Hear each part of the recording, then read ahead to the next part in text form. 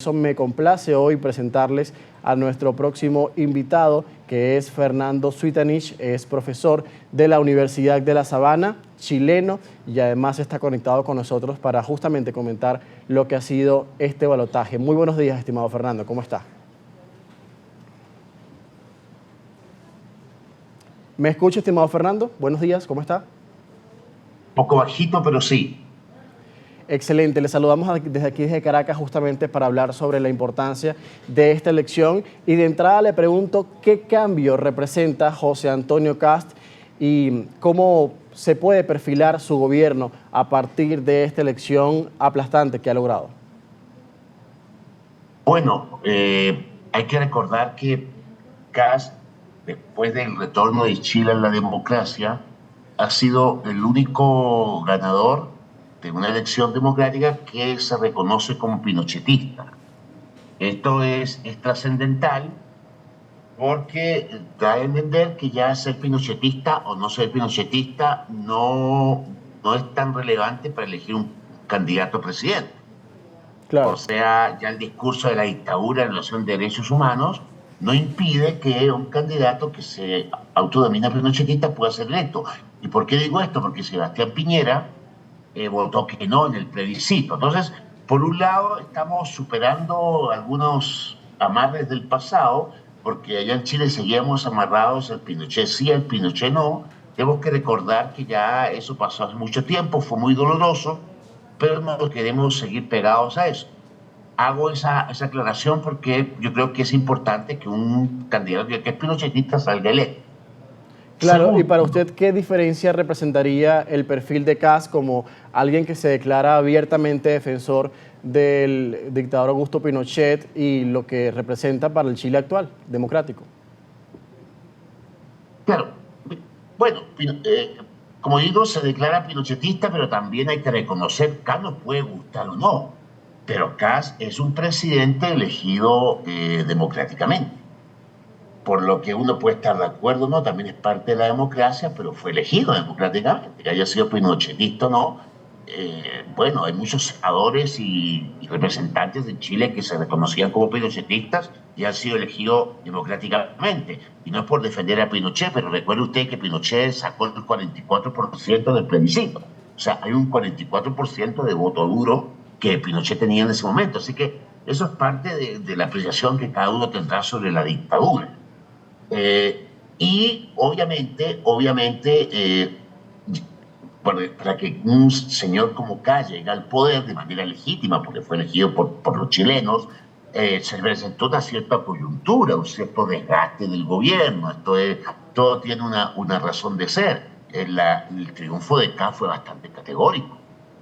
Sí. Pues más o menos 18 puntos de diferencia. Fue un masazo tremendo para el gobierno de Gabriel Boric.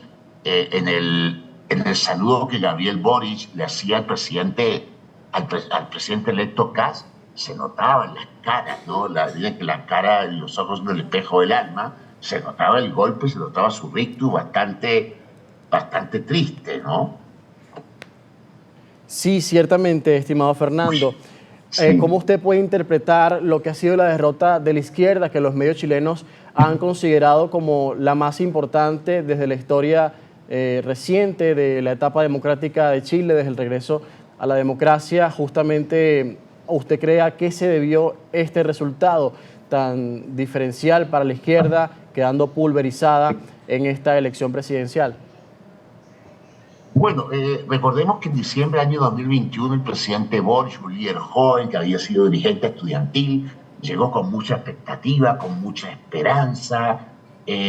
Recordemos la explosión social del año 2019, en el 2021, que también se replicaron en Colombia, y él aprovechó un poquito la olita de esa explosión social para pues llegar al poder. Pero a él le afectó mucho el rechazo a la reforma constitucional. Ahí se cometió un error estratégico porque él planteó un gobierno con base a una constitución que él no sabía que se le iban a aprobar, y de hecho no se la aprobaron. Y se percibió como que el gobierno quedó sin discurso después de esta derrota. O sea, había que completar el periodo porque nuestra principal motivación, que era la reforma constitucional, fracasó.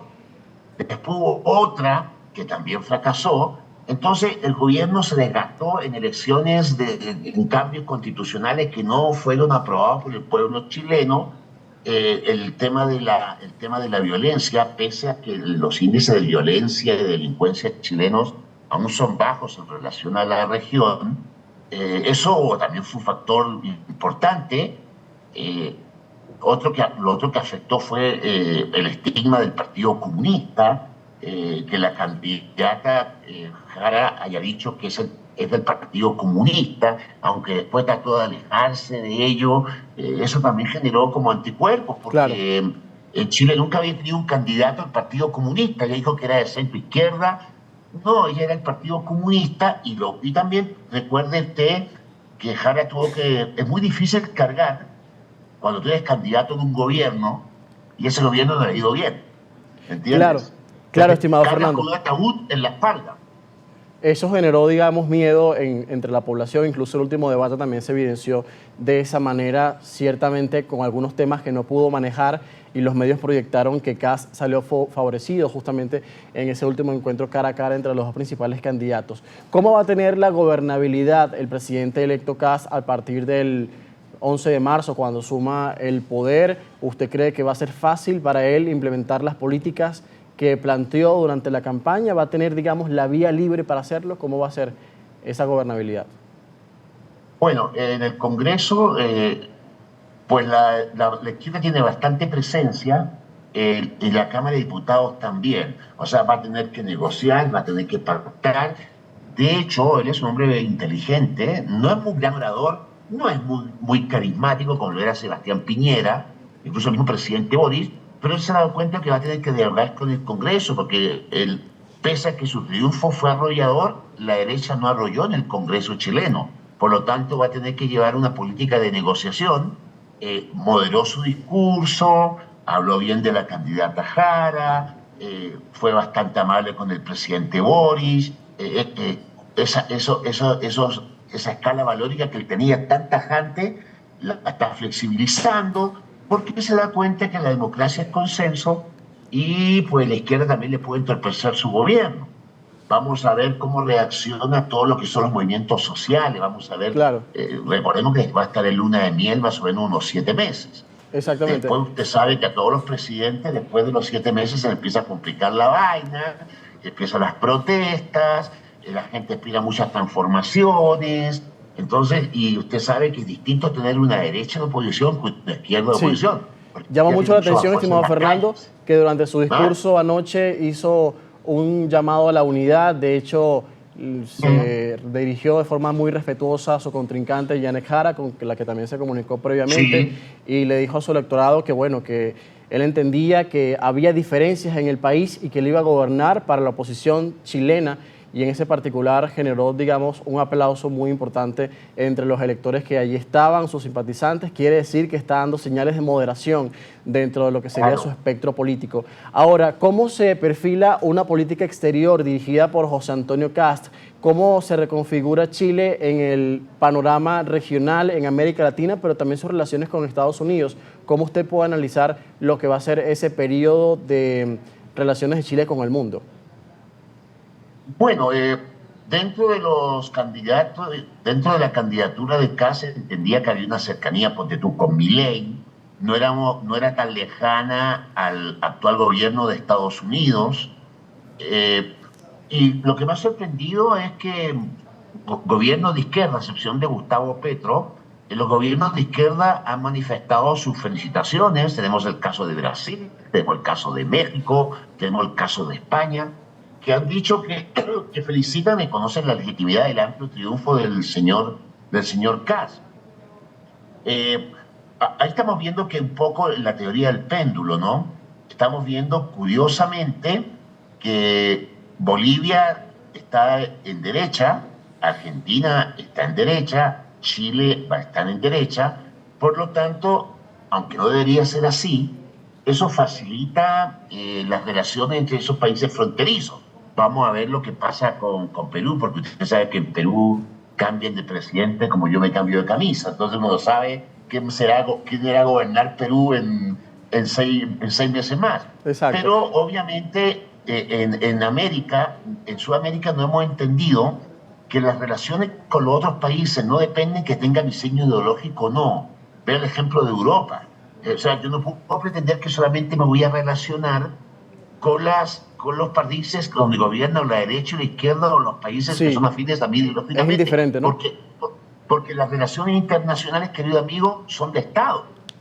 Yo tengo que entenderme con el presidente argentino, con el de Bolivia, con el Perú, sean de izquierda o de derecha, porque son relaciones de Estado, trascienden la coyuntura electoral. Eso todavía no lo hemos entendido en Sudamérica. Sí, en el último minuto, se alinea Kast con Donald Trump en su política y también en lo que tiene que ver, que muchos lo han relacionado también con lo que Kast plantea respecto a la migración y la mano dura contra la migración irregular. Ya para finalizar, estimado, que nos queda un minuto.